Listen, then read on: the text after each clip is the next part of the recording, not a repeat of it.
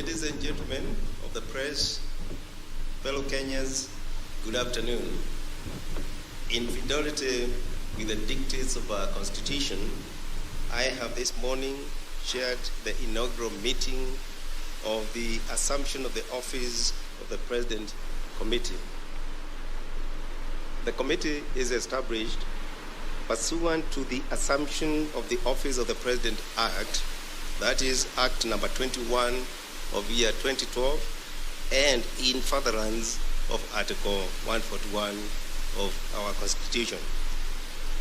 The committee's core mandate is to facilitate a smooth transition from the current administration to the incoming administration. Substantively, the mandate of the committee will be triggered once the Independent Electoral and Boundaries Commission formally announces the results of the 9th August 2022 presidential election and declares a president-elect. In accordance with the primary act of Parliament, the functions of the Assumption of the Office of the President Committee are to 1. Facilitate handing over the process of the outgoing president to the president-elect. 2. Organize for the security of the president-elect. 3.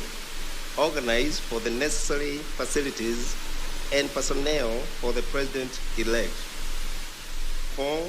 Coordinate the briefings of the president-elect by relevant public officers. 5. Facilitate communication between the outgoing president and the president-elect. And last but not least, prepare the program and organize for the swearing-in ceremony. Finally, I wish to inform you we will be making periodic briefings to the nation as the transition process kicks off. I thank you.